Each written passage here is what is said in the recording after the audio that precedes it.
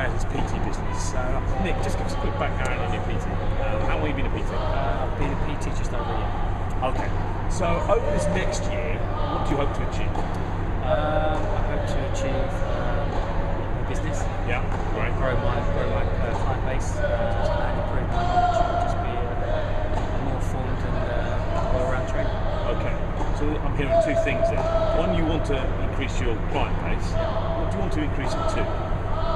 As in numbers-wise, Yeah. I would like to be delivering between 25 to 30 hours a week if possible. So 25 to 30 hours a week. And you want to improve your knowledge base. Yeah. What's the reason for that? I just think the more knowledge you have, the better trainer you're going to be. So Right. it's obvious thing. So the better trainer you are, Yeah. what do you hope to gain from improving your ability as a trainer? To gain more clients. Okay, so the key thing for you is gaining more clients. Yes. And you want to get up to about 20 to 30 hours. Yep. How many clients do you need to do that? I would say probably double the amount of hours you need. Double. So you need about 50 clients. Yeah. So in terms of where you are today, then how many clients? Nearly 20. 20. Yeah. So you need to 2.5 times Yeah. that amount for each one. How many hours are you doing? PT hours probably about 15. 15. So in fact, the ratio is probably less than double. If you're doing 15 hours Yeah. for 20 clients, Yeah, I guess so. Yeah. it might be you need 40 clients. You need to double your clients or double your hours. Yeah. Yeah. Okay. Probably about right. Yep. Yep. So what are you doing at the moment in terms of trying to gain more clients? I am obviously in this environment doing a lot of programs for people. Yeah. Taking outlet courses, trying to engage with members on the gym floor, engage with the sales team. So engagement's a big thing. Yes, exactly. Doing the power play course, how does that help you engage? We've already got them in that environment, so you Right. know they're with you for an hour. Okay, so they're doing a class. Exactly, Yeah. class, yeah. Okay. They're committed to that course. We do 6-week courses, so you basically know you've got an hour with them each week. If you deliver that course well, to as the course goes on, then I tend to find that as you start asking me about questions, Right. so it sales itself is way Builds rapport. Exactly, builds rapport. Yeah, if I'm delivering it well, then they tend to start asking me about it. It's all good for them. Great. So for you, it's about engagement, building rapport with people over time. What challenges are you having at the moment getting more customers? Challenges, it's enough contact with, in this environment, new members. Yeah. There's a few trainers here, so get in contact with new members. Sometimes it's money. Not sometimes, a lot of the time it's money with people. At the moment in this environment.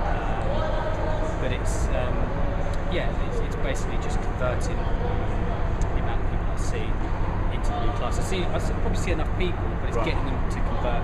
Okay, so for your issue, it's the conversion. So, Yeah. So what is your conversion rate at the moment? Probably about 1 in 8, something like 1 in 8. About that, Okay, yeah. so that's what you really need to work on. Yeah. What would you like to get into? Ideally, Yeah. every single one. Every Perfect single world. one. Yeah. And there are some PTs that I know of Yeah. that convert everyone. Yeah. And they do certain things to be able to convert everyone. So if you were to improve on your ability from 1 in 8, say double that and double that again, and what do you think you specifically need to get better at?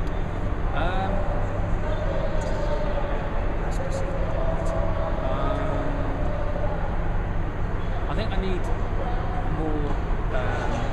I'm okay with what I call the bread and butter, the weight loss clients. And I've done a lot of different training. Maybe sometimes things get thrown at me, and I haven't got the answer from there and then. I think sometimes I'm lacking certain knowledge about things where if I had the answers for them there and then, it's something I could really tell them, I might get them more. I'm more likely to get them as a client. Right. So what kind of things do they throw at you that could be? A lot of anatomy stuff. We all know our anatomy, but at the end of the day, they could say, I've been to see an osteopath and I've had this problem, that problem, which I probably do know, but when you're there and then on the spot, Yeah. I had an answer. Right. It's something I could give them at the time to keep them not motivated, but to get their attention to say, look, this guy really does know what he's talking about, he can help me. Okay. Then they're the one or two where obviously I've lost, but I could have got them there and then if I had more specific answers for it. So if you had more specific answers, there's a number of those people you could get. Yeah, I would say so. Yeah. Okay. And out of the 7 you're not getting out of the 8, how many of those do you think come into that category? Probably only about 3 or so. So about 3. Yeah. So about not far off half. Yeah. What about the other half then? What's the issue with the other half? I don't really know, to be honest with you. I don't really know. So what do you think you need then to be working on so that you do know?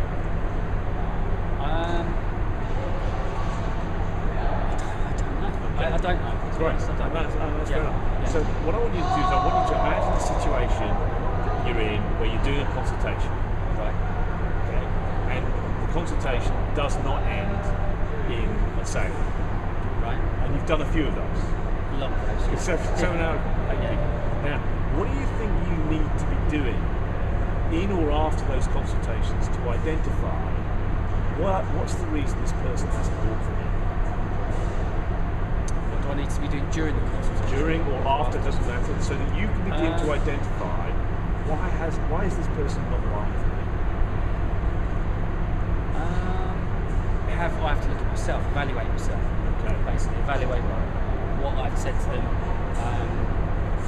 either whilst I'm there with them, or certainly afterwards, spend a bit of time evaluating how the session went, or how the consultation went, what they were actually looking for. Did I get my point across with each of their ABC?